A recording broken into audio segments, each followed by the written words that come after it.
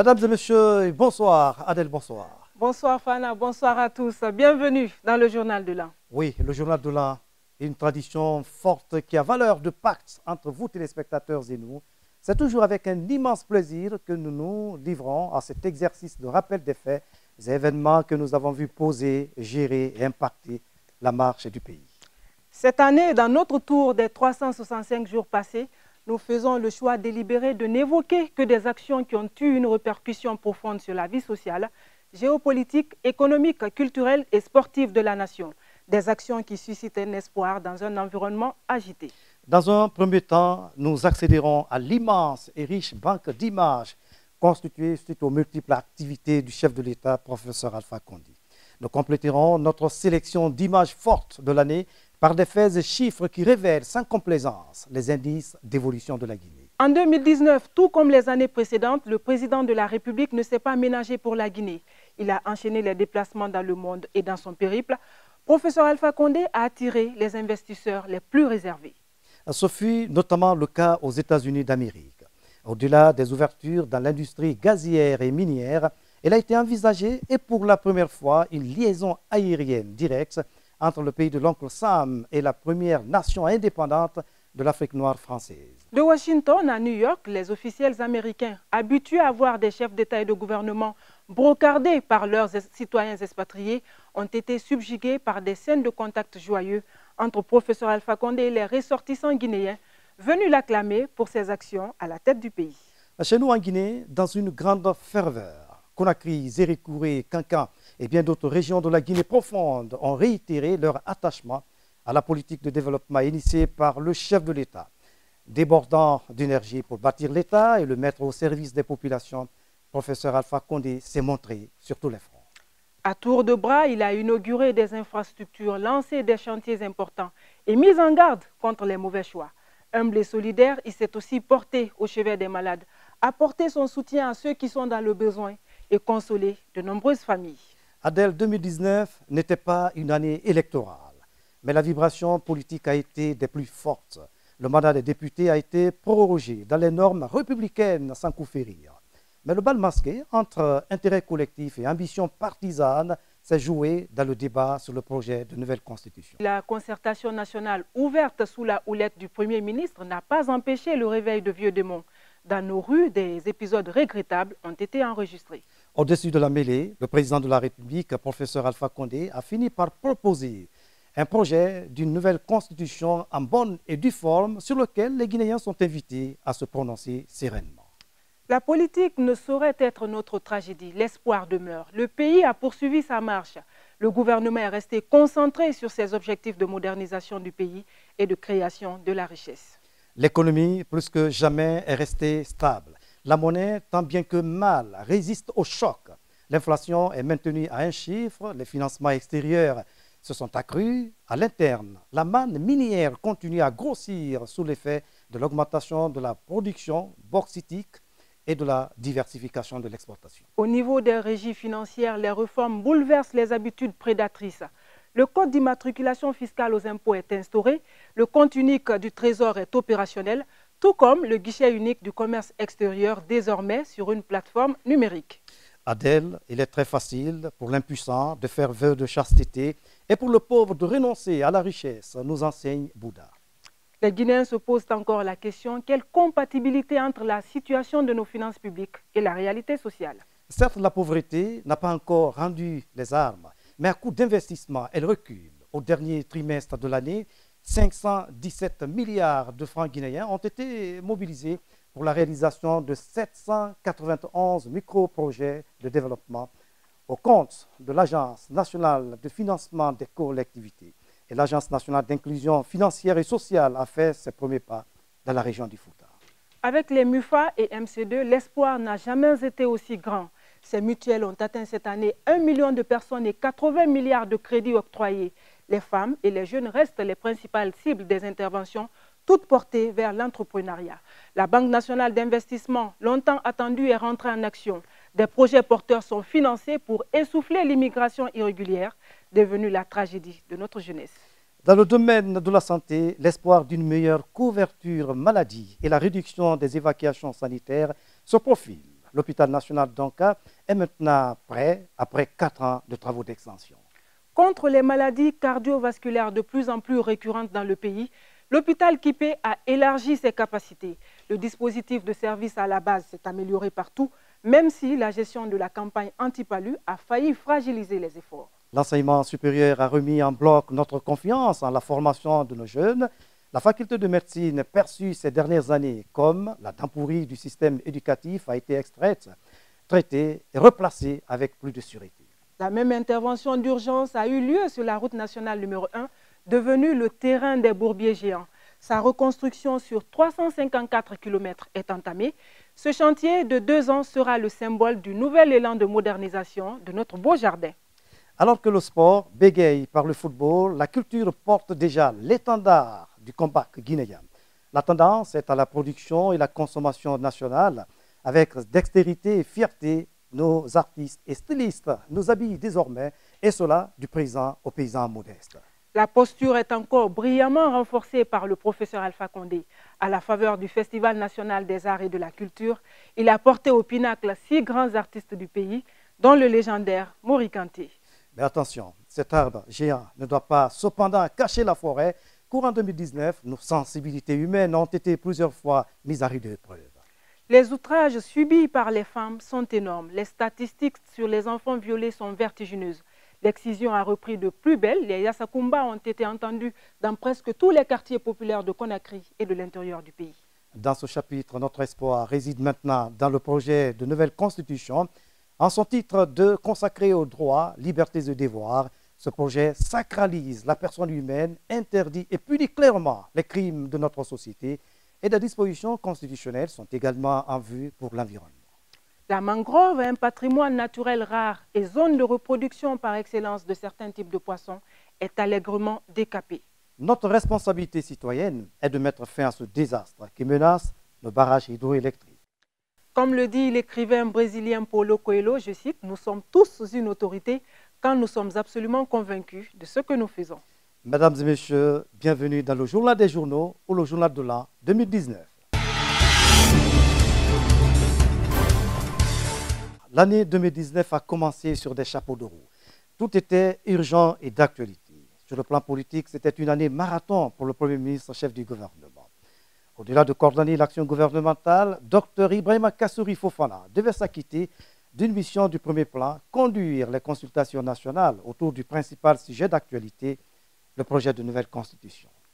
Le chef du gouvernement est le premier à afficher clairement sa position. Un double oui que rejoindront plus tard tous les membres du gouvernement, librement appelés à s'exprimer sur le sujet. Le débat est posé, tous les corps socio-professionnels y apportent leur contribution et leur position.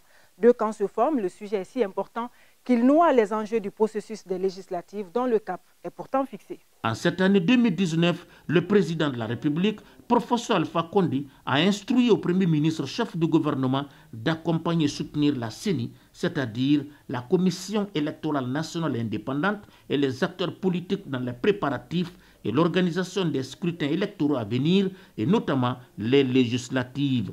Parallèlement à cette mission, il lui a demandé d'engager des consultations auprès des acteurs sociopolitiques et des corps intermédiaires de l'État sur les questions des préoccupations nationales et de lui en rendre compte fidèlement pour lui servir de gouverne. Cette démarche, participant d'une sorte de démocratie directe, a amené le Premier ministre Dr Ibrahima Kassouri Fofana à écouter 3 semaines durant tous les acteurs concernés qui ont bien voulu émettre leur avis. Qui voulait se faire entendre a été entendu.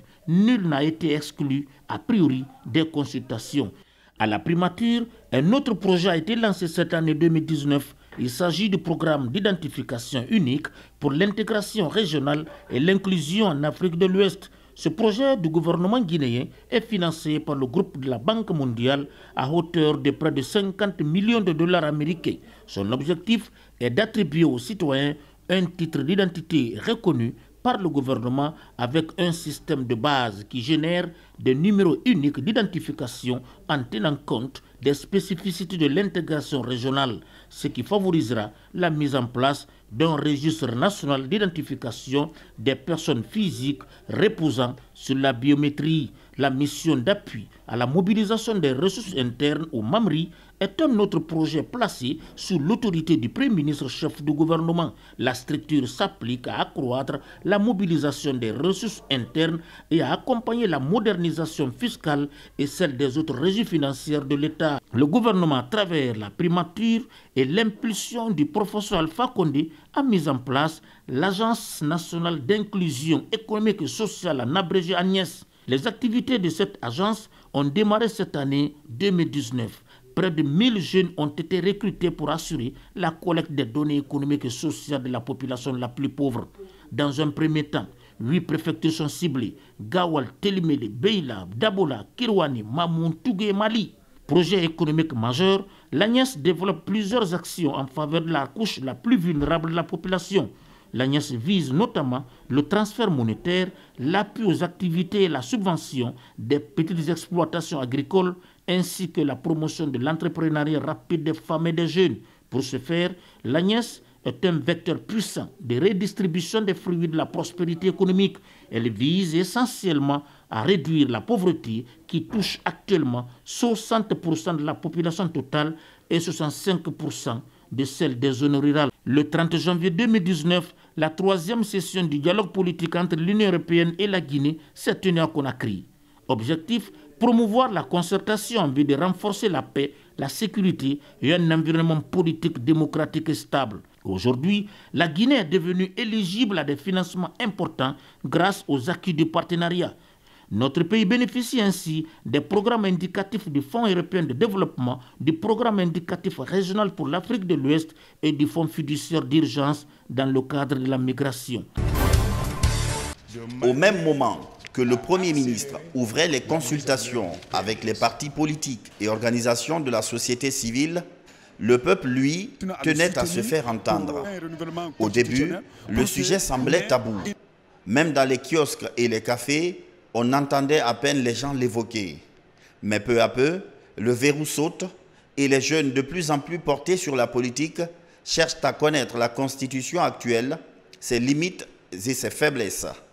Les conditions de son adoption sous le CNT font alors débat. De Conakry à Lola, le besoin de réponse s'empare de tout le monde.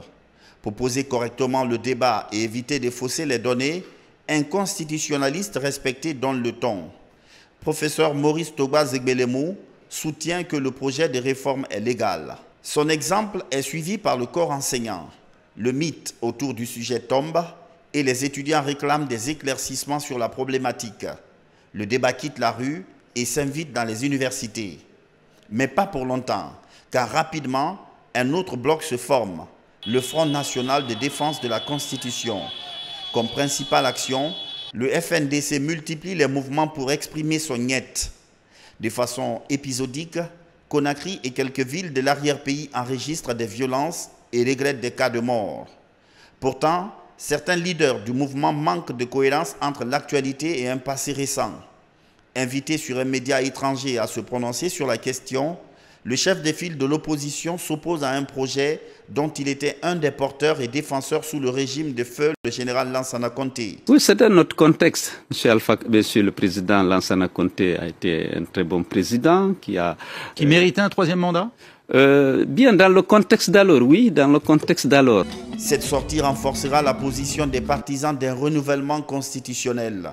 La Codenoc est lancée, un mouvement essentiellement politique qui défend les acquis de la 3e République et se positionne clairement en faveur d'une nouvelle République.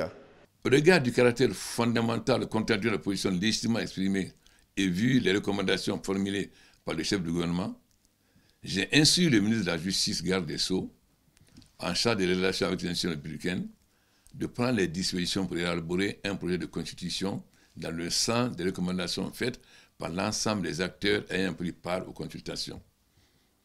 Par ce mécanisme, j'ai engagé le processus d'élaboration d'une nouvelle constitution en tirant les leçons de notre passé politique et institutionnel et en permettant à notre nation de faire face aux défis des temps présents et futurs. S'il a dominé tous les débats cette année, le sujet devrait s'intensifier en 2020 au point d'éclipser la question des élections législatives dont le cap est déjà fixé. La promulgation de la loi L044 de juillet 2018 a mis fin au grincement de la machine électorale. Le vide juridique qui empêchait l'organisation de certains types d'élections, voire l'exécution de certaines activités électorales est comblé. La Commission électorale nationale indépendante est mieux structurée. Ses commissaires au nombre de 25 sont ramenés à 17. Sur le terrain, par contre, les démembrements sont revus à la hausse. En région, on note la mise en place des commissions électorales communales indépendantes, CECI, en plus des commissions électorales préfectorales indépendantes, CEPI, et des commissions électorales sous-préfectorales indépendantes, CESPI. Cet attelage électoral passe ainsi de 2260 à 5060 à travers le pays. L'implication des représentants de la mouvance et de l'opposition à tout le niveau du processus garantit la transparence des opérations. En réponse aux résultats de l'audit externe de son fichier, l'organisme indépendant d'organisation des élections en Guinée s'est doté de matériel et d'équipements modernes de recensement ainsi qu'un logiciel de dédoublonnage propre à la Guinée. Du nom de Jama Solutions, l'outil est capable d'assainir le fichier à chaque élection. Sur le terrain cependant, la manipulation et la performance de l'outil sont mises à rude épreuve. L'ardeur et l'enthousiasme des citoyens à se faire enrôler sont ralentis par endroits à Conakry et à l'intérieur du pays, par la rapidité des opérateurs et des machines.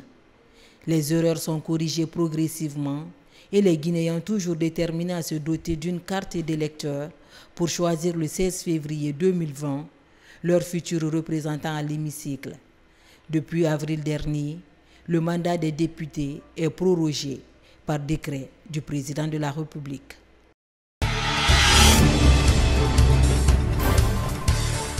Sur le plan économique, 2019 est l'année des moissons. Les retombées du PNDS, Plan national de développement économique et social, commencent à se faire sentir. 10 milliards de dollars sont déjà mobilisés pour financer des projets de développement. La croissance se maintient, les indicateurs macroéconomiques sont au beau fixe. Les agrégats monétaires tiennent la route et les recettes ont atteint un record. Dans le secteur minier, la Guinée fait partie aujourd'hui du cercle très fermé des 5 pays les plus performants au monde. Le secteur fournit 25% des recettes publiques. Et pour équilibrer la répartition des richesses, l'État s'est doté d'instruments de développement comme l'ANAFIC ou encore le FODEL. L'agriculture passe un cap et bascule dans l'ère de la modernisation, tandis que le secteur de l'énergie enregistre des résultats, même si des efforts restent encore à faire. Projet historique et majeur pour la Guinée, le barrage de Soapiti, dont les premières idées datent de la période coloniale, se concrétise sous le leadership du professeur Alpha Condé. Depuis le lancement de ces travaux de construction, beaucoup d'étapes ont été franchies. Parmi les plus décisives, la fermeture des 2 vannes de la dérivation basse du fleuve Concouré. À partir de là, le pré-remplissage a démarré pour atteindre son niveau contractuel le 23 septembre dernier. À ce jour, les populations touchées par le projet sont réinstallées, le reste des travaux du barrage se poursuit, ce qui a permis de poser le stator du premier groupe le 20 décembre 2019. Il est projeté après Soapiti environ 1100 MW de puissance installée que le pays aura. Depuis le démarrage des travaux, il y a bientôt 4 ans, aujourd'hui, quand vous partez sur le site, vous verrez que le barrage est complètement sorti de terre. Et il s'étale d'ailleurs majestueusement sur plus d'1 kilomètre. Et sous peu, c'est une question de quelques semaines, en tout cas sous peu, tous ces plots auront la hauteur prévisionnelle des 120 mètres. Et le génie civil usine est pratiquement terminé. Et après l'équipement des ouvrages d'évacuation, on est déjà au montage des groupes turbines alternateurs. Le premier groupe, au jour d'aujourd'hui, est en train de monter la partie supérieure, le couple stator-rotor, et le groupe 2 suit. Et le planning de montage des groupes 3 et 4 sont tout à fait dans le clou du planning. Et déjà, le 26 août plus précisément, on a procédé au pré-emplissage de barrage, soit quelques 2 à 3 mois avant la date prévue par le planning.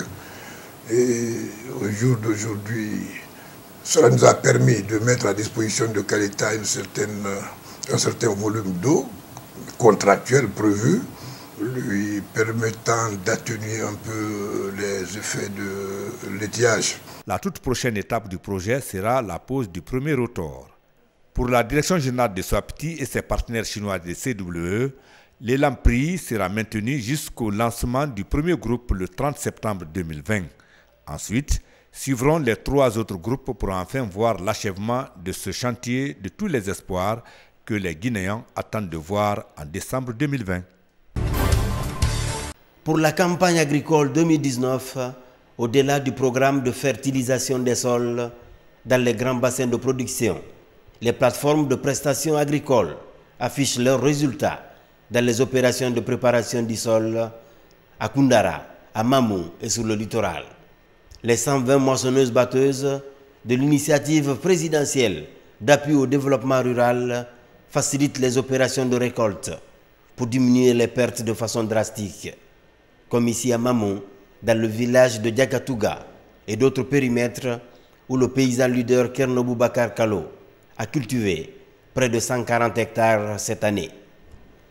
Pendant que la production locale avoisine les 2 millions de tonnes de paddy par an, l'une des principales contraintes du monde rural est liée au segment de la transformation. Aujourd'hui, en plus des rizeries de Sigiri, Mangiana et Kouroussa, Mamadou Bobo Diallo, le président de la Chambre nationale d'agriculture, vient d'installer à Boké une unité de transformation du riz d'une capacité de 5 tonnes de riz net à l'heure. Dans le domaine du maraîchage, le programme national d'appui aux acteurs des filières agricoles innove. Sur une superficie totale de 224 hectares, 20 sites maraîchers sont aménagés. En Basse-Guinée, dans la région de Farana, en plus des clôtures grillagées pour protéger les cultures contre la divagation des animaux, des plateformes d'irrigation solaire sont installées pour cultiver en toute saison, comme ici dans la commune rurale de Konidou et à Wonkifon dans la préfecture de Koya. Dans ces 2 régions, en tout, 200 km de pistes désenclavent les zones de production et 129 mètres linéaires d'ouvrages de franchissement, de ponts et de dallots jettent une passerelle entre des localités séparées autrefois par des ponts en bois, source de plusieurs désagréments. Rentrée dans le top 5 des pays les plus réformateurs de la planète, la Guinée vise encore des sommets. Après un demi-siècle d'exploitation des ressources bauxitiques, aurifères et diamantifères, notre pays explore désormais d'autres métaux de base. Des substances jusque-là peu connues du grand public comme le graphite connaissent un début d'exploitation. Avec cette ouverture sur les métaux de base, la Guinée maintient le secteur des mines comme le levier de sa croissance économique. Réussir la diversification veut dire qu'on produise plus d'autres substances en dehors de la bauxite et de l'or, rehausser le niveau de production de l'or, rendre une production plus constante ou progressive sur le diamant, mais aussi sortir du graphite, du nickel, du cobalt, du zircon et du rutile pour permettre à la Guinée d'être constante sur la chaîne de valeur. Le secteur minier reste le principal pourvoyeur de devises. Il assure 25% des recettes publiques. Cette part va davantage s'agrandir avec les investissements gigantesques en cours. Le minerai de fer de Simandou, avec son congénital projet de Transguinéen, a un nouveau repreneur. La transformation de la bauxite en produit fini à travers des raffineries est à la mode. À date, 8 projets de construction sont entamés dans les préfectures de Bofa et Boké. Un avenir en rose se profile sur ce qui a toujours été un scandale géologique sans impact. PNDS pour la période 2016-2020. La vision est de favoriser une Guinée prospère, plus inclusive et au capital naturel, gérée de façon durable. En novembre 2017, les engagements financiers en faveur du PNDS ont atteint les 21,73 milliards de dollars. Un an avant la fin de la première phase du PNDS, 10 milliards de dollars sont investis dans des projets stratégiques de développement du pays. La BAD est le partenaire le plus avancé dans ces engagements. Les ressources allouées sont orientées dans les secteurs de l'énergie, de construction des routes, notamment la route sous-régionale Boké-Kébou, et de développement des zones spéciales de transformation agro-industrielle à Boké et Kankan, avec plus de 27 millions de dollars. Cet élan de soutien est matérialisé par la visite à Conakry du président de la BAD qui rouvre ses bureaux à Conakry. Le portefeuille de la Banque mondiale est encore plus important, avec 24 projets et programmes. Au cours de la période 2016-2019, elle a approuvé des financements à hauteur de 592 millions de dollars. Le programme indicatif pour le reste de l'année 2019-2020 prévoit des actions à hauteur de 345 millions de dollars. Le vice-président de la Banque mondiale pour la région Afrique s'est aussi rendu en Guinée. Parmi les partenaires majeurs du financement, la BID, son vice-président est venu aussi assurer les autorités guinéennes du respect de ses engagements. D'autres partenaires comme l'Union européenne et le PNUD ont résolument appuyé la Guinée, financièrement, techniquement et en logistique. À ce jour, sur près de 22 milliards annoncés à Paris lors du groupe consultatif, il reste à mobiliser 11 milliards, et cela théoriquement en une année. Le 11 décembre 2019, lors de la revue de performance du PNDS, il a été relevé la faiblesse encore du taux d'absorption du pays en dépit des efforts pour améliorer les compétences des cadres et des pratiques. Pour la phase 2 du PNDS 2021-2025, le défi pour le ministère du Plan et du Développement économique est l'opérationnalisation du dispositif institutionnel de suivi et évaluation de projets et fonds alloués.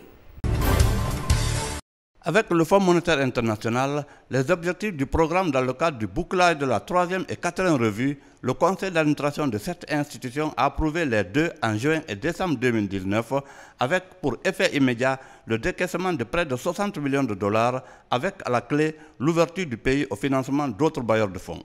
Des difficultés résident tout de même.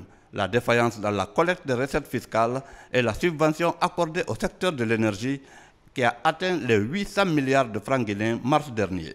Le plan de redressement mis par le gouvernement et le Fonds monétaire a permis d'obtenir une baisse de 200 milliards pour se retrouver à 600 milliards en date. La production de la bauxite a augmenté de 40%, le diamant de 11% et l'or a baissé de 16%. Dans le cadre de la mobilisation des recettes à la direction des impôts, sur une prévision initiale de 8 665 milliards, 6 654 ont été réalisés à fin novembre, soit un taux d'exécution de 77%.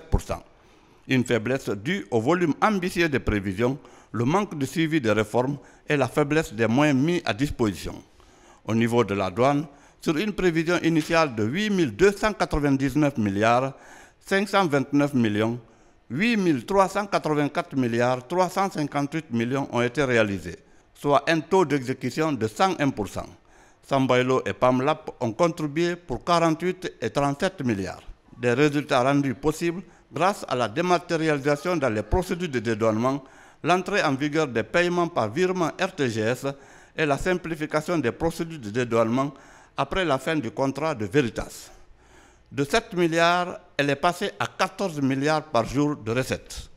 À date, nous avons injecté 220 milliards au niveau des projets à la base. Ces 220 milliards concernent 791 infrastructures dans 337 CRD. Les travaux physiques sont autour de 70%. Au niveau bancaire, on note 1 milliard de dollars de réserve de change, soit 4 mois d'importation. 17 banques présentes dans le pays, toutes solvables. Des institutions de microfinance et assureurs fiables, une monnaie sécurisée et de nouvelles coupures en circulation cette année comme les 2000, 1000 et 500 francs. L'inflation reste stable, 9,7% en moyenne. une croissance autour de 6% selon les statistiques guinéennes, jugées fiables par la Banque mondiale, qui a financé le recensement des ménages pour 10 pays. 6 ont été retenus comme la Guinée. Le volet recettes du budget 2020 est déjà voté à l'Assemblée nationale. Celui des dépenses est en discussion à l'hémicycle. Le Premier ministre s'est résolument engagé dans la lutte contre la corruption. Si en 2019, aucun dossier n'a été porté à la place publique, plusieurs réformes d'assainissement et de sécurisation sont menées. Le compte unique du Trésor est désormais opérationnel et les contrôleurs financiers sont dotés d'un nouveau manuel de référence pour une meilleure gestion des comptes publics. Les marchés publics, longtemps au cœur des suspicions, améliorent le code des marchés. Au niveau fiscal, la mise en place du numéro d'identification fiscale permanent à la Direction nationale des impôts, l'interconnexion des régies financières de l'État, la dématérialisation des moyens de paiement à travers la création d'un système de paiement RGTS garantissent la transparence dans la chaîne des dépenses et réduisent les points de fuite des recettes. Au niveau du commerce extérieur, le guichet unique est mis en place. Il réduit le temps de préparation des dossiers et canalise sur une plateforme numérique les procédures d'importation ou d'exportation. Pour avoir le traitement d'un conteneur ou d'une marchandise, c'est estimé à 10 voire 2 semaines. Et notre objectif, c'est faire en moins d'une demi-journée. Et quand vous comparez cette avancée par rapport au traitement et doing business, ça ne peut qu'être positif, non seulement pour la Guinée, et attirer les investisseurs et sécuriser les recettes. À la Banque centrale, la santé de la monnaie continue à faire l'objet d'attention. Les derniers trimestres de l'année ont entraîné quelques dépréciations dans les échanges face aux devises. Dans la circulation, de nouvelles coupures de 2500 francs guinéens sont injectées. Les effets de cette mesure ne sont pas encore évalués. Mais encore plus remarquable, l'institution monétaire a rendu opérationnel le fonds de garantie des dépôts. Ce système donne la garantie de remboursement aux clients des banques primaires, même en cas de faillite. L'amélioration des procédures bancaires avec la numérisation a permis de conforter la réserve de change sur 4 mois d'importation. En ce qui concerne les fondamentaux économiques, aujourd'hui, la Banque centrale est à même d'assurer la défense de la valeur externe de la monnaie guinéenne. Nous avons autour d'$1 milliard de réserves de change aujourd'hui. Une performance qui permet aujourd'hui au pays d'être solvable auprès des institutions financières à travers le renouvellement des programmes avec la facilité élargie de crédit.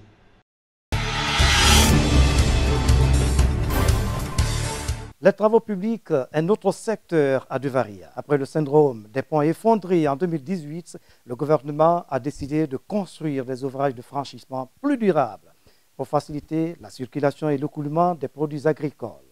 Route nationale, voirie urbaine, pistes rurales, le pays est en chantier à Adèle. Pendant ce temps, l'État lance une grande opération de récupération de ses réserves foncières. Près de 170 hectares sont récupérés sur le site directionnel de Koloma. Mais 2019 est surtout l'année du lancement de l'Agence nationale des collectivités, étroitement liée à la bonne gestion des recettes minières.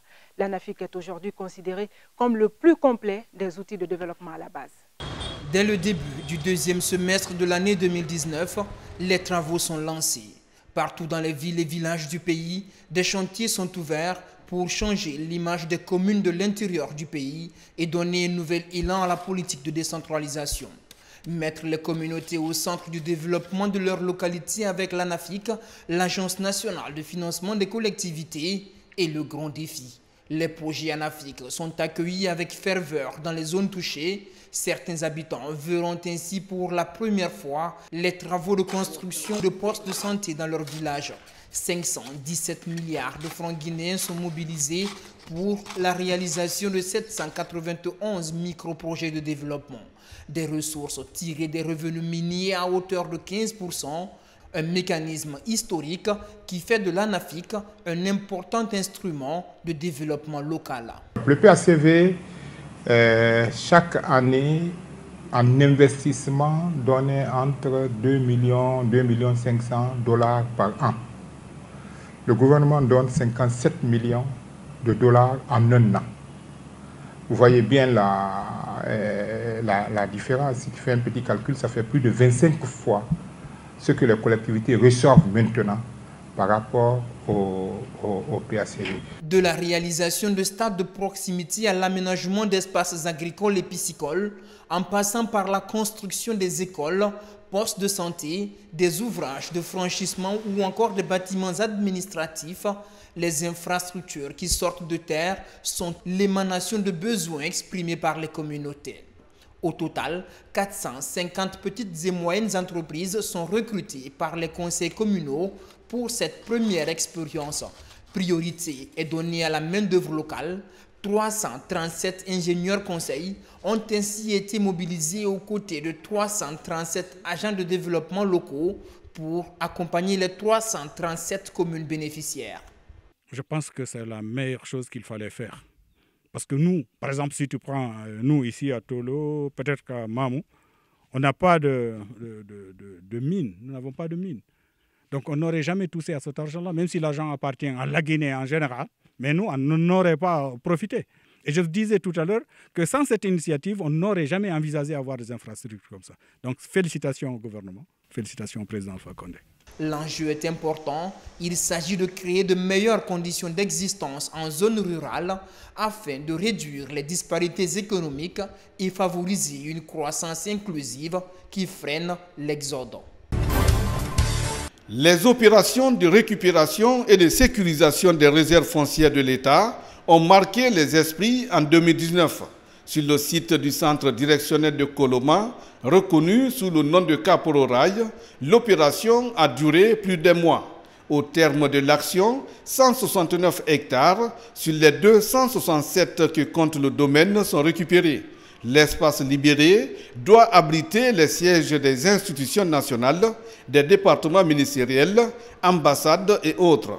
Il doit aider au désengorgement de l'administration publique et privée. Des promoteurs immobiliers fiables sont attendus sur ce site. Un cabinet cubain avait déjà présenté un schéma d'aménagement du site avec l'uniformité des plans architecturaux. L'autre déguerpissement de l'année est celui mené à la décharge de la minière. L'opération a porté sur 25 hectares. 201 ménages ont été touchés. Après la récupération de ce domaine public, les regards sont tournés vers le ministère de la Ville et de l'aménagement du territoire pour sa viabilisation. Il est annoncé la construction des unités d'enfouissement pour une gestion adéquate des ordures de tout type. Pour harmoniser les efforts de tous les acteurs associés à la gestion de la terre, un forum national urbain a lieu. Des réflexions sont partagées pour l'élaboration d'une politique urbaine territoriale définissant les orientations stratégiques, les rôles et responsabilités des différents intervenants dans le foncier. Un outil d'aide de l'État dans la maîtrise des velléités agressives d'occupation des sols par les populations. Cette image symbolise le traumatisme vécu cette année sur nos routes. Pendant plusieurs jours, le trafic entre Conakry et le reste du pays est resté fortement perturbé par l'effondrement d'un pan de montagne à Koya sur la nationale numéro 1. Le chantier prioritaire de l'année, sa reconstruction démarre après 6 mois de retard.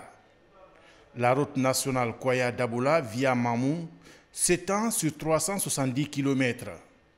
C'est le plus important chantier de par sa longueur et son rôle économique. Les travaux en cours consistent à modifier le tracé colonial, élargir les voies et réduire de 50 km le tronçon. La fin du chantier est attendue en juin 2021. Au même moment, les 151 km qui séparent Dabola à Kouroussa sont en aménagement. L'axe Kankan-Mandiana n'est pas sorti de son cycle de reprise et d'arrêt des travaux. De nouvelles négociations sont en cours pour boucler son financement qui s'élève à 1400 milliards de francs guinéens. Par contre, un peu plus au sud, les constructions des 18 km Badala-Gekedou et 35 km Gekedou-Kondebadou sont engagées avec beaucoup d'enthousiasme. Au niveau des centres urbains, le bitume traîne à évoluer sur les artères de Guékédou, Beila et Lola. À Labé, Pita et Dalaba, les chantiers ouverts évoluent à la satisfaction des populations. À Conakry, l'éternel chantier Symphonia Kagbele attend encore la couche de roulement. Dans la capitale cette année, c'est surtout le bétonnage de plusieurs carrefours et le revêtement de certaines voies en début d'année qui a marqué les esprits. Le lancement des travaux d'élargissement du tronçon Pont 8 novembre Bellevue suscite des espoirs. Si 2018 a été marqué par le syndrome des ponts effondrés, 2019 a vu la construction de nombreux ouvrages de franchissement. Les ponts Koussi de 80 mètres entre Télémélé et Pita, ainsi que celui de Bagou entre Mali et Labé, sont maintenant en fin de construction. Sur la route nationale numéro 1, le pont de 75 mètres à Linsan, qui avait fait couler beaucoup d'encre et de salive, est posé maintenant sur des bases solides. La réalisation du pont sur le Milo attend, elle, d'être boostée. C'est un pont de 85 km à Kérouani. Déjà, avec le fonds d'entretien routier, le pont métallique relie désormais Zébéla à Bayama dans Macenta et 2 passerelles modernes sont opérationnelles à Dabondi et à Koloma dans Conakry. L'année 2020 verra la poursuite des chantiers géants, dont celui de Koya-Forekaria dans l'axe de l'intégration sous-régionale.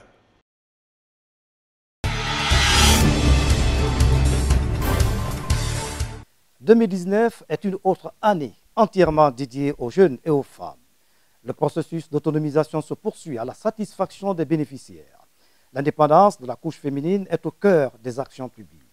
Les jeunes ne sont pas en reste. La création de l'emploi demeure une priorité pour l'État guinéen. Plusieurs projets et formations sont lancés pour réduire le chômage. L'État et ses partenaires traditionnels sont engagés dans le processus à l'image du projet Integra financé par l'Union européenne à hauteur de 65 millions d'euros sur 4 ans pour éradiquer l'immigration irrégulière. À côté, des dispositions sont en vue pour limiter la dégradation de l'écosystème. Le chef de l'État a voulu prendre le devant en initiant une campagne nationale de reboisement de 3000 hectares. 2019 aura été marqué par un engagement fort du gouvernement dans la reforestation du pays. Plus de 20 milliards de francs guinéens ont été mobilisés pour la campagne de reboisement, lancée par le chef de l'État à Dubreka, où l'agression des forêts reste forte. Le processus s'est poursuivi dans toutes les régions du pays avec l'implication de 150 ONG locales. Pendant plus d'un mois, 3000 hectares de zones dégradées sont restaurés et des espaces perdus récupérés à l'image de Dalaba et Zérékoré. C'est une initiative qui ne va pas s'arrêter à cette année, c'est une initiative qui va être pérennisée parce que chaque année, on le fera sur l'ensemble du territoire national. À l'échelle nationale, les communautés au cœur vert se renforcent. Des missions de contrôle et d'évaluation sont dépêchées dans les régions. L'entretien des plants et leur protection contre les feux de brousse sont des priorités. À l'approche des travaux champêtres aux conséquences dévastatrices pour les jeunes plants, une forte sensibilisation des communautés est en cours. Nous ne pouvons pas comprendre qu'après de tels investissements, que le feu vienne dévorer tout ce qu'on a fait. Avec 14 bassins transfrontaliers, la Guinée doit assurer pleinement son rôle de mamelle hydrique de la sous-région et garantir ses investissements hydroélectriques.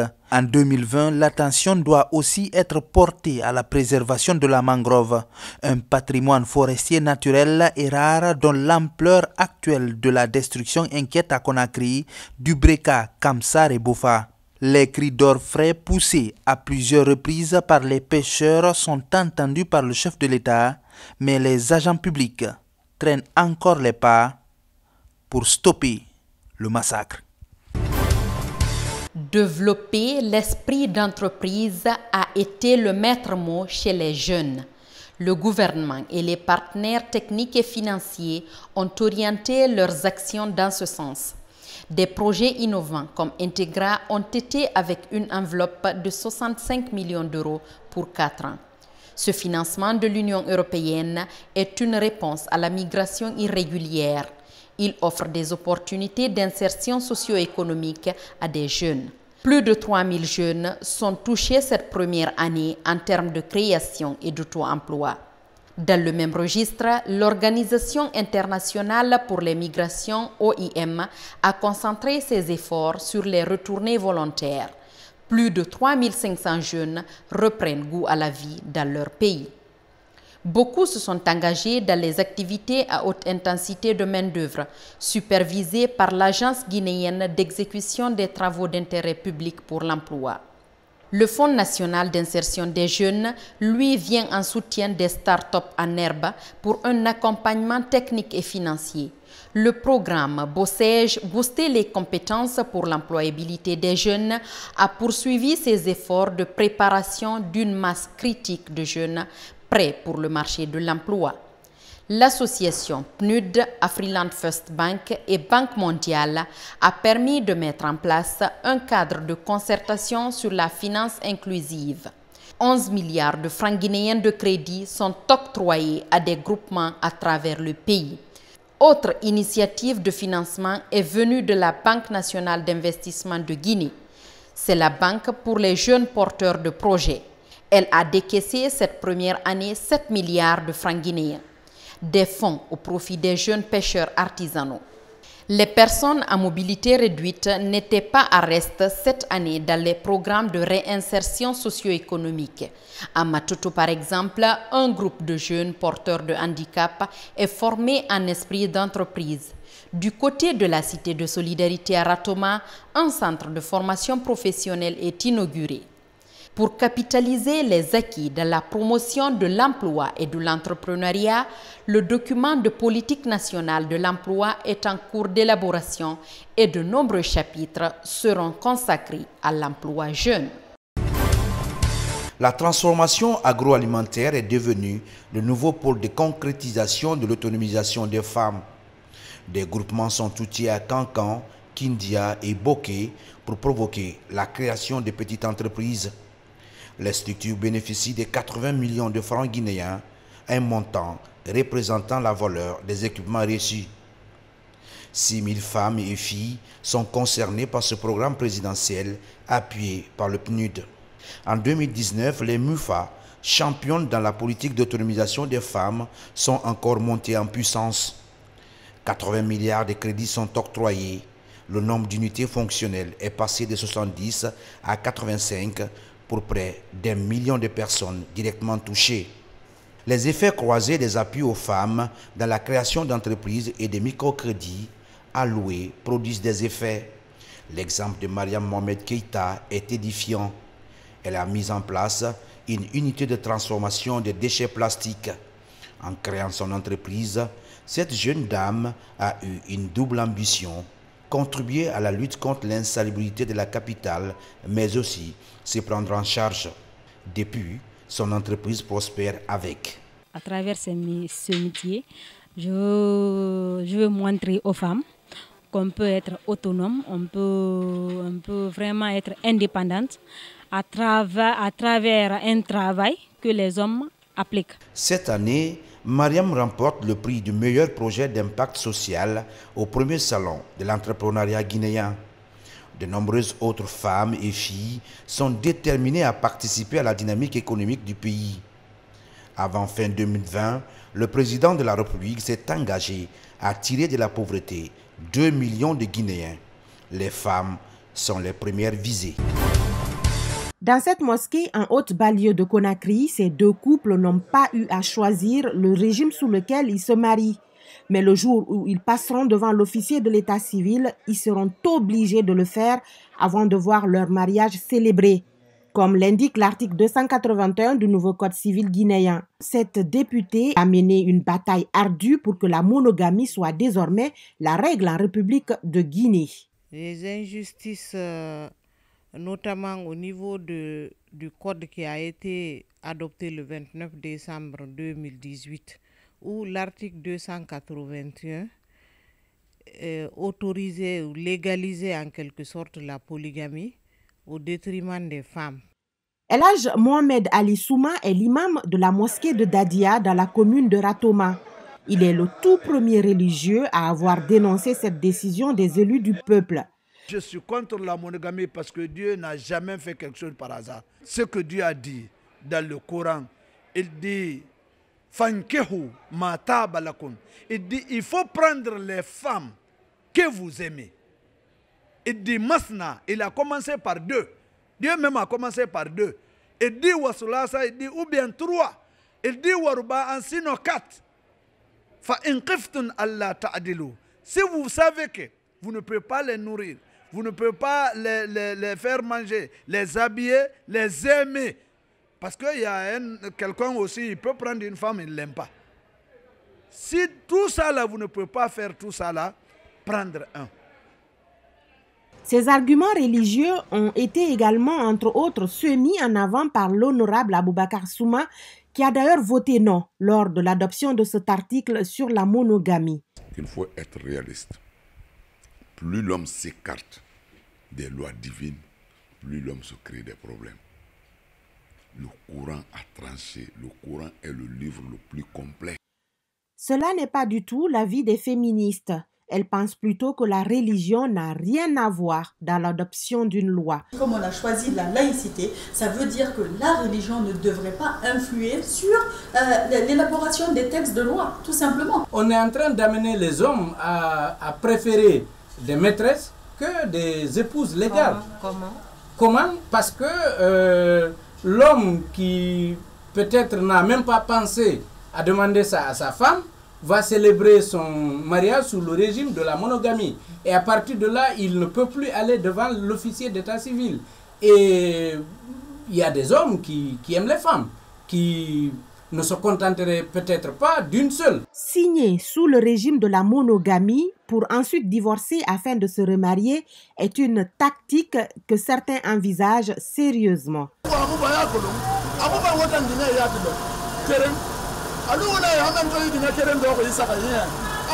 Si ma femme exige de signer sur la monogamie, je peux le faire. Mais le jour où je voudrais me remarier, je la renvoie et j'épouse une autre. C'est simple. Dans la dissolution du mariage aussi, il y a tous les garde-fous. On ne peut pas se permettre comme ça. L'adoption de l'article 281 du nouveau Code civil sur la monogamie est plus que controversée. Mais le dernier mot revient au président de la République, professeur Alpha Condé.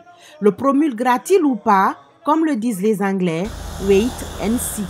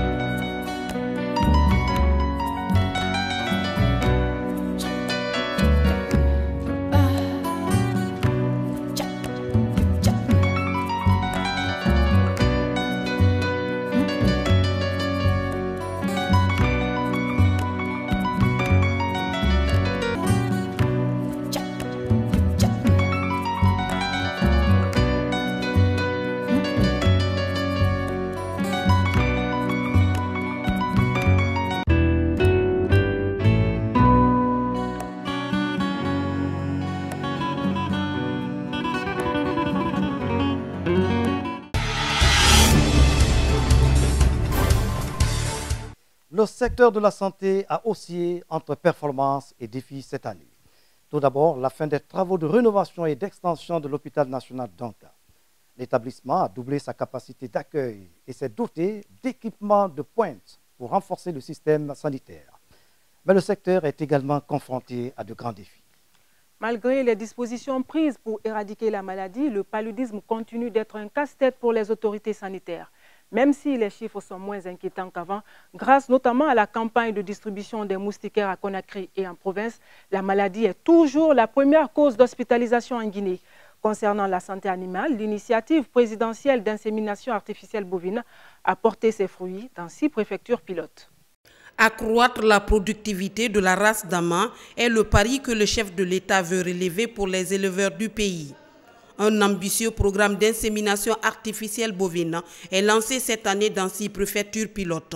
Pour réduire les marges d'échec, le programme obéit à un plan scientifique strict. Connaître le statut sanitaire des vaches est la première phase de l'insémination artificielle bovine.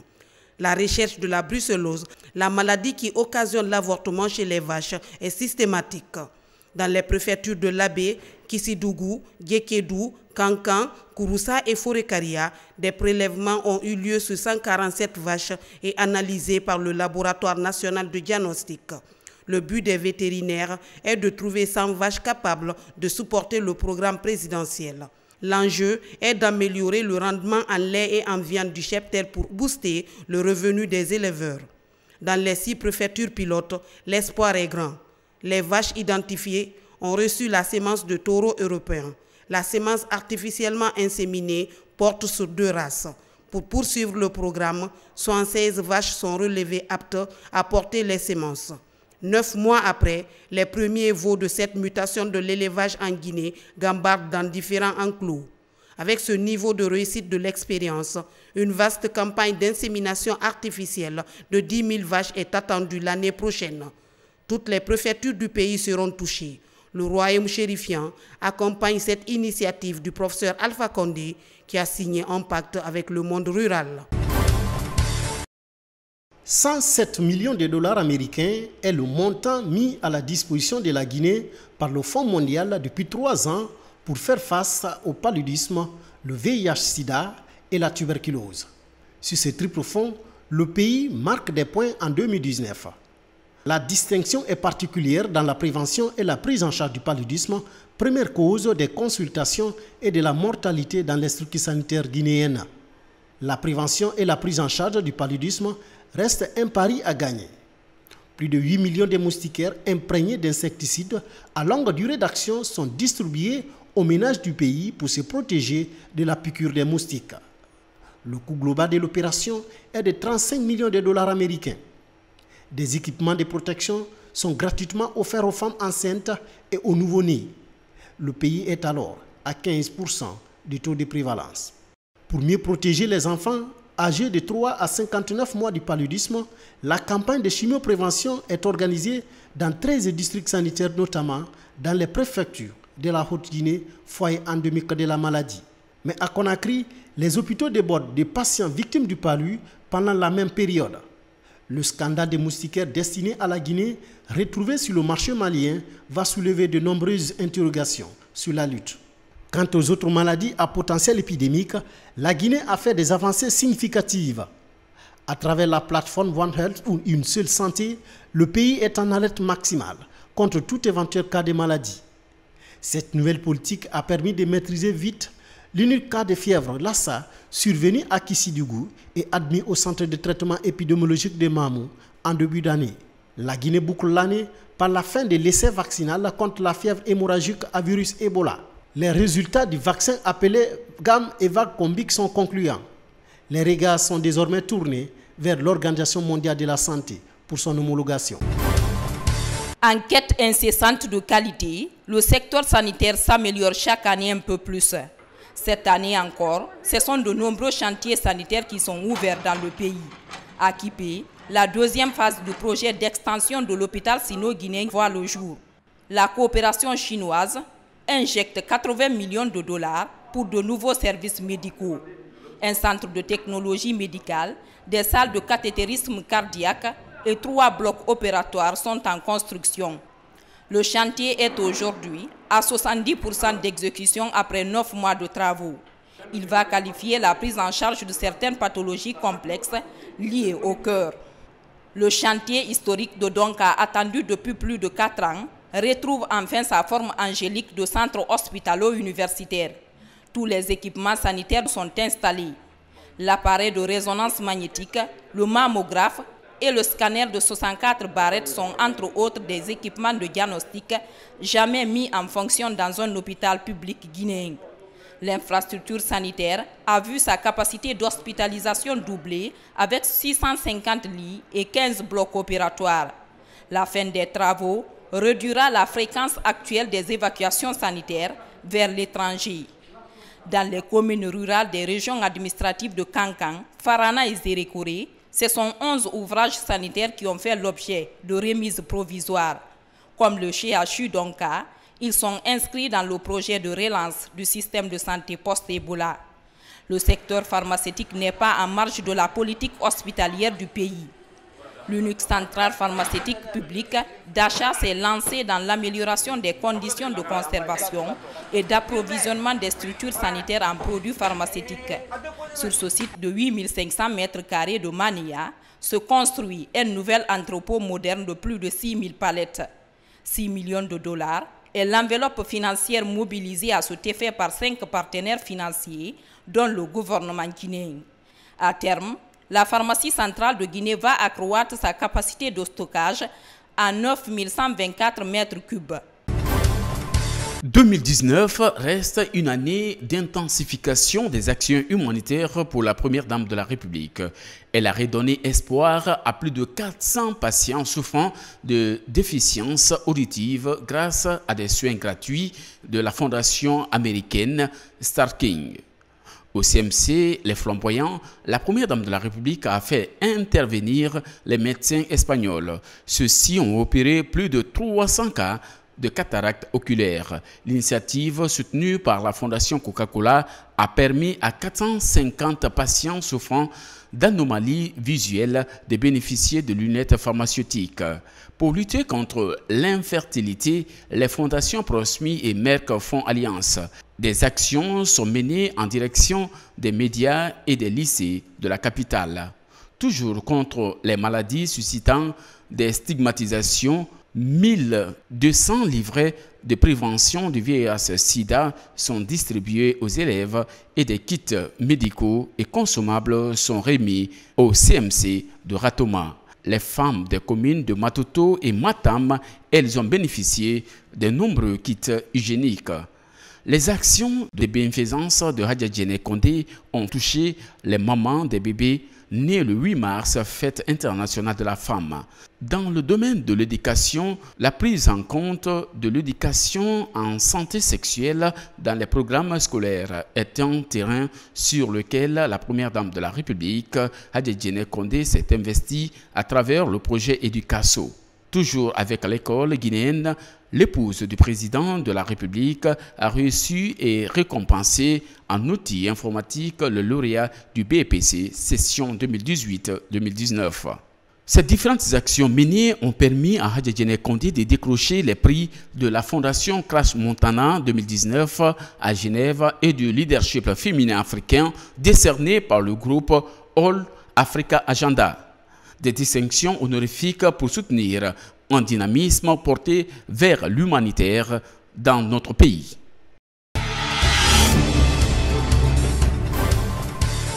Tirant des leçons des résultats mitigés de l'année dernière, l'État a mis les bouchées doubles pour améliorer le système éducatif. Formation des formateurs, assainissement du fichier des enseignants, rachat d'établissements scolaires et universitaires pour résoudre la problématique des pléthores. C'est le signe de la reprise en main de la formation de qualité sur des bases saines, avec entre autres acquis la réouverture de la faculté des sciences et techniques de la santé. Sur le plan de l'innovation numérique, la Guinée fait figure de bon élève. Plusieurs applications digitales sont mises au point pour répondre à certains besoins locaux, notamment dans les domaines de l'agriculture et de la médecine. Une semaine est d'ailleurs dédiée chaque année aux innovateurs. L'innovation numérique n'a plus de secret pour les jeunes Guinéens. Ce téléphone Android, par exemple, est l'œuvre de la jeune dame Fadima Diawara. Dénommé Kumfabo, l'appareil est présenté au grand public lors de la semaine dédiée à l'entrepreneuriat dans le numérique. Comme Fadima Diawara, d'autres Guinéens révolutionnent les pratiques dans divers domaines de la vie socio-professionnelle par leur créativité. Muntaga Keita est l'inventeur de ce kiosque connectable à l'Internet. L'appareil est destiné à la gestion des données d'état civil et des courriers administratifs. L'innovation a permis à Muntaga Keita de rafler plusieurs prix à l'international. Grâce au sens de l'ingéniosité démordue de nouvelles technologies, plusieurs applications permettent aujourd'hui de répondre à certains besoins locaux. Dans cet incubateur numérique, ces jeunes développeurs ont conçu par exemple un pointeur digital permettant de contrôler la ponctualité des élèves dans les établissements scolaires. Ces jeunes innovateurs, au bout de leurs doigts, préparent le bon numérique de la Guinée. Une révolution à ne pas manquer pour le président de la République. Le marché du travail guinéen est devenu vorace et exigeant en compétences. Au niveau du système de formation, les réformes d'adaptation se poursuivent. Plus de 3000 bacheliers sont orientés cette année dans les ENI pour répondre à la crise d'enseignants qualifiés dans les établissements scolaires. En attendant leur diplôme d'aptitude, les enseignants en situation de classe renforcent leur capacité pédagogique.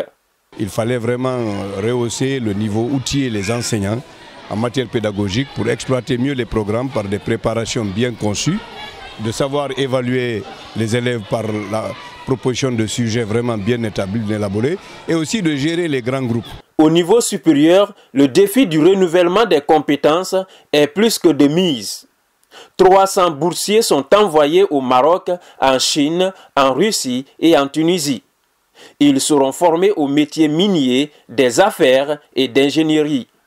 L'accès aux grandes écoles d'ingénieurs du Maroc ou de Paris après les classes préparatoires de Yamoussoukro s'ouvre aussi aux étudiants guinéens. La quête de l'excellence est redevenue le credo de la formation. Après 3 ans de fermeture, la faculté de médecine renaît sous l'appellation de faculté des sciences et techniques de la santé. Pour être en phase avec la réalité du moment, la faculté a donc changé de nom et est devenue la faculté des sciences et techniques de la santé, qui s'occupe désormais, en plus des formations classiques que faisait l'ancienne faculté, c'est-à-dire la formation de médecins, de pharmaciens, de chirurgiens dentistes, qui va s'occuper désormais de la formation des infirmiers, des sages-femmes, mais aussi d'autres paramédicaux. Fini la formation de masse, place à une formation d'élite avec toute la rigueur que cela requiert. Il en sera ainsi pour les autres filières dans les universités et instituts, ainsi qu'à l'enseignement technique et professionnel. Les 800 programmes de formation que compte le pays seront tous évalués pour être accrédités ou pas. C'est la mission salvatrice de l'Autorité nationale d'assurance qualité. Cette année, 5 programmes pilotes ont réussi leur passage au tamis de l'excellence. 61 autres se sont engagés dans le processus en fin d'année. L'élargissement de la capacité d'accueil des établissements scolaires publics a été une bataille visible menée en 2019 pour l'école guinéenne. Les efforts se sont accrus dans la construction d'infrastructures scolaires et le rachat systématique d'autres. 10 écoles de 300 salles de classe supplémentaires tombent dans les portefeuilles de l'État dans les communes de Matoto, Ratoma et Koya. Il s'agit de collèges et lycées modernes qui offrent un meilleur cadre d'apprentissage dans ces communes urbaines en déficit criard d'édifices publics. Dans la foulée, l'État a construit sur d'autres sites de Conakry 12 nouvelles écoles de 186 salles de classe. Au total, près de 600 nouvelles salles de classe ont été réalisées à Conakry et sa périphérie au cours des 12 derniers mois. Ces nouveaux établissements ont des capacités d'accueil modérées de 60 élèves par salle. À l'intérieur du pays, plus de 400 nouvelles salles de classe renforcent le patrimoine des écoles publiques. Plus ambitieux, d'autres chantiers de construction d'écoles sont en cours avec l'appui des bailleurs de fonds, notamment l'Agence japonaise de coopération internationale JICA. Ces projets, accompagnés par le programme d'appui sectoriel à l'éducation, concourent à réduire la sempiternelle question des effectifs pléthoriques à l'enseignement préuniversitaire. De nos jours, près d'1 400 000 élèves sont inscrits dans les écoles primaires publiques au plan national, 316 473 au collège et plus de 92 000 au lycée. De plus en plus convoités en raison de la maîtrise de ces effectifs par salle de classe, les établissements privés ont plus de 593 000 élèves au primaire, 200 748 au collège et 104 100 au lycée sur toute l'étendue du territoire national. L'État est résolu à ramener l'avantage concurrentiel en infrastructure au niveau du public. Des avancées certaines sont constatées, mais le défi est encore grand. De nombreux enfants en zone rurale continuent de parcourir des kilomètres pour se rendre à l'école.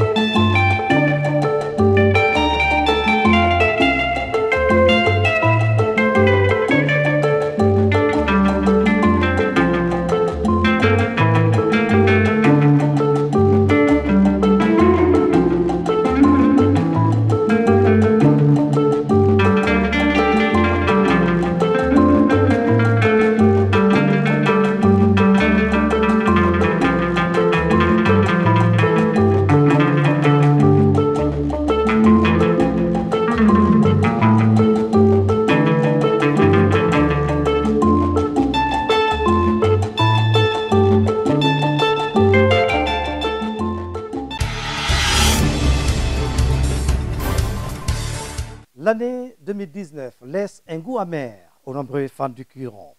Des défaites humiliantes et des éliminations inopinées ont été enregistrées à l'étranger et à Conakry.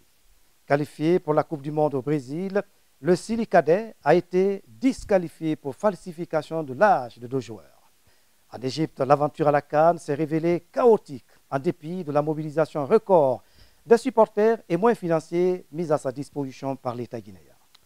Notre football était dans l'engrenage d'un business obscur qui garde malheureusement encore ses zones d'ombre malgré des agitations émotionnelles de la débâcle du Caire. Heureusement, la flamme légendaire des Guinéens pour le football a été entretenue par l'équipe nationale locale qualifiée pour le CHAN 2020. Et le stade Nongo, qui est longtemps resté inopérationnel, a été ouvert aux compétitions internationales. Ce stade porte désormais le nom du général Lansana Conté. Ce majestueux temple footballistique est sans nul doute l'un des derniers legs du général Lansana Conté à la Guinée. Amoureux du football, le destin ne lui a pas permis de l'inaugurer. Après un parcours d'obstacles inédits, c'est son 3e successeur à la tête de l'État qui a le mérite d'exorciser les maléfices de ce joyau. Professeur Alpha Condé, dans une grandeur d'esprit politique républicain, baptise le stade, symbole de l'amitié sino-guinéen, stade général Lansana Conté. Ce geste de reconnaissance est unanimement salué par le peuple. L'ancien stade fantôme de Nongo s'ouvre enfin aux Jeux sportifs. Le tournoi de l'Union des fédérations ouest-africaines UFOA est la première compétition qui s'y déroule. Les résultats sportifs reflètent l'année du football guinéen. Le talent de nos jeunes n'a pas soulevé les foules. Le Sénégal est sacré dans cette compétition sous-régionale. Quelques mois avant, lors de la Coupe d'Afrique de Maracana organisée pour la première fois en Guinée, c'est le Mali en senior et la Côte d'Ivoire en super senior qui remportent le trophée. Encore une désillusion qui succède à un sentiment de renaissance. Au cours de la même année, en effet, notre pays crée la surprise en améliorant son indice au niveau de la CAF. Conséquence directe, il a droit à 4 représentants en compétitions africaines des clubs. Un privilège rare sur le continent. Mais comme sur du sable mouvant, nos clubs sont soufflés les uns après les autres dès les premiers matchs. À date, ce lauréat, dont la constance a ouvert la participation aux autres, poursuit son aventure en phase de poule de la Coupe de la CAF. Les déceptions se sont enchaînées cette année dans les stades. Les Guinéens ont encore à l'esprit cet échec cuisant de nos espoirs face à la Côte d'Ivoire à Conakry. Un nul suffisait pourtant à la Guinée pour valider son ticket au tournoi continental des U23 sous les pyramides en Égypte où 4 mois avant, ils étaient des milliers de supporters à crier et danser Bing Bing Show derrière le cilieu de Naby Keïta. Des millions d'autres ont arboré les couleurs nationales au pays et partout dans le monde en soutien au cilieu national senior. Le gouvernement lui a cassé sa tirelire. Environ 80 milliards de francs guinéens ont été débloqués pour mettre l'équipe dans des dispositions optimales de présence honorable à défaut du triomphe. Mais au bout de 4 apparitions, c'est l'amertume. Le business a bâillonné et corrompu l'expression des génies. L'encadrement de l'équipe et le vice-président de la FEGIFOOT sont désignés responsables du mauvais esprit qui ensorcelle et rend amorphe notre 11 national. Ils sont vite éloignés du grand malade Sili et remplacés sans trop d'explications. Depuis, la convalescence est entamée. Après 2 journées aux éliminatoires, le Sili est encore à la tête de sa poule pour la CAN de 2021 au Cameroun. Le Sili local sera en 2020 dans ce pays pour le CHAN, Championnat d'Afrique des Nations. C'est la 3e qualification de suite de l'équipe guinéenne à cette compétition de plus en plus populaire. Peut-être qu'elle héritera au moins l'exploit des cadets qui n'ont trébuché qu'en finale continentale face aux Lionceaux camerounais. Ces jeunes conquérants guinéens sont accueillis en Prince à Conakry avec leur médaille Saint-Tien au cou. Ils étaient attendus en Coupe du Monde au Brésil, mais les mauvaises pratiques autour de nos équipes vont les dépouiller de tout honneur et prestige. Personne n'a jamais su ce qui s'est réellement passé. Pour notre malheur, l'omerta de la mafia plane sur le plus populaire des sports du pays.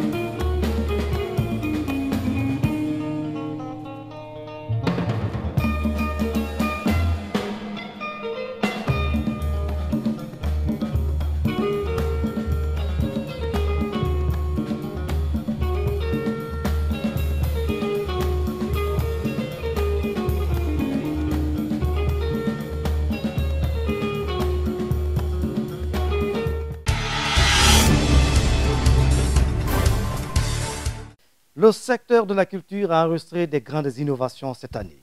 Les campagnes en cours pour la valorisation du tissu local commencent à porter fruit. Le président de la République, professeur Alpha Condé, a donné le ton et le département de tutelle a recommandé le textile guinéen à ses cadres. Un exemple de plus en plus suivi et qui permettra à la Guinée de présenter son patrimoine vestimentaire lors de la foire d'Abidjan. Sur le plan des sorties musicales, beaucoup d'albums et artistes ont marqué l'année. Des couples de stars se forment et côté service public, le BGDA annonce des réformes pour appuyer les artistes et améliorer leurs conditions de traitement. Sa consécration était attendue depuis des années. Les plaidoiries et tentatives pour l'imposer comme tenue nationale sont nombreuses. Cette année, l'incubation a atteint sa phase décisive. Comme chez une fleur, le textile guinéen a fini par ouvrir ses pétales. Il s'est épanoui, comme il ne l'a jamais été par le passé. Dans les cérémonies officielles ou privées, en accessoire ou à titre décoratif, les motifs Made in Guinée symbolisent la classe. Son essor fulgurant bouleverse le marché local. Les productrices artisanales élargissent leur champ d'action. La demande explose. Les stylistes se frottent les mains. J'ai commencé avec 2 ou 3 pièces et aujourd'hui je peux produire jusqu'à 50 pièces en 45 jours. Donc imaginez que chaque pièce non cousue, non travaillée comme ça coûte 300 €. Lorsque vous calculez 50 pièces, ça vous donne déjà une idée, sans compter la main-d'œuvre, le traitement, la teinture et tout ce qui va avec. Donc c'est à peu près dans l'ordre de entre 30 et 45 000 euros de chiffre d'affaires annuel. Le Kendili, le forêt sacré, le lépi, le baha bouleversent nos habitudes vestimentaires longtemps tournées vers l'extérieur. En cela, le gouvernement aura déployé une véritable stratégie à effet immédiat. La vision est exprimée par le ministre de la Culture et du Patrimoine historique dès le 8 avril. Nous voulons faire la promotion de ce textile en collaboration avec le ministère des Affaires sociales et de la condition féminine, parce que c'est une activité dans laquelle beaucoup de femmes exercent. Et le jour à venir, vous allez constater que nous allons fixer un jour où tous les travailleurs du ministère vont s'habiller dans la tenue guinéenne. À l'international, l'équipe nationale de football éblouira le monde lors de son arrivée enneigée pour la CAN. Le chef de l'État, professeur Alpha Condé, renforce et relève encore cette cote lors de ses multiples apparitions publiques.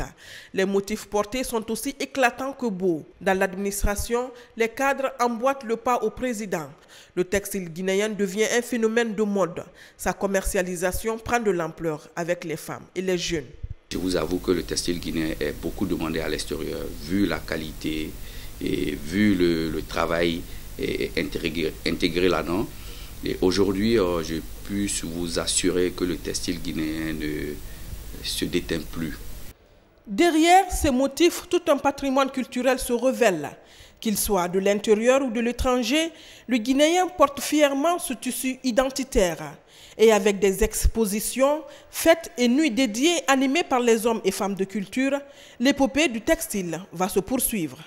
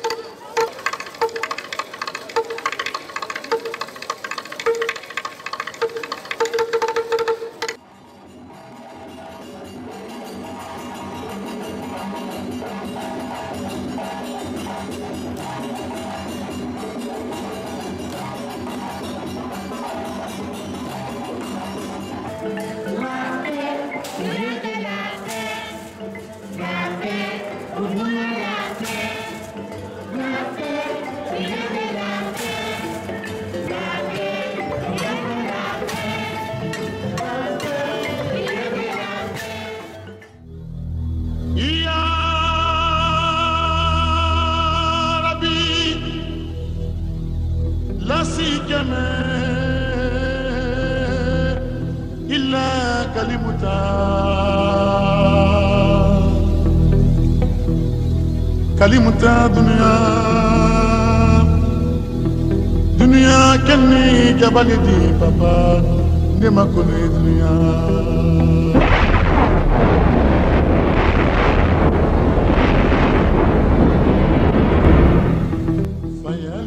Pour 2020, nos yeux brillent d'enthousiasme, nos cœurs et nos esprits se fermentent d'espoir comme toujours d'ailleurs.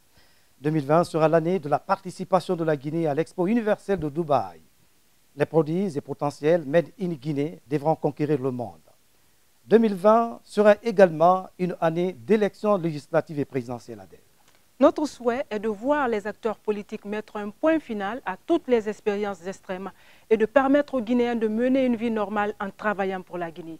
Comme l'affirme le philosophe espagnol Fernando Savatar, c'est un engagement éthique fort de la part de chacun, sans lequel la société future sera de plus en plus cruelle et de moins en moins fraternelle. Bonne heureuse année à tous. Que Dieu veille sur cette terre d'espérance, notre paradis. Bonne heureuse année. Bonne heureuse année, Fana. Ouais. Bonne année à tous. Bonne année à tous. À bientôt. À bientôt.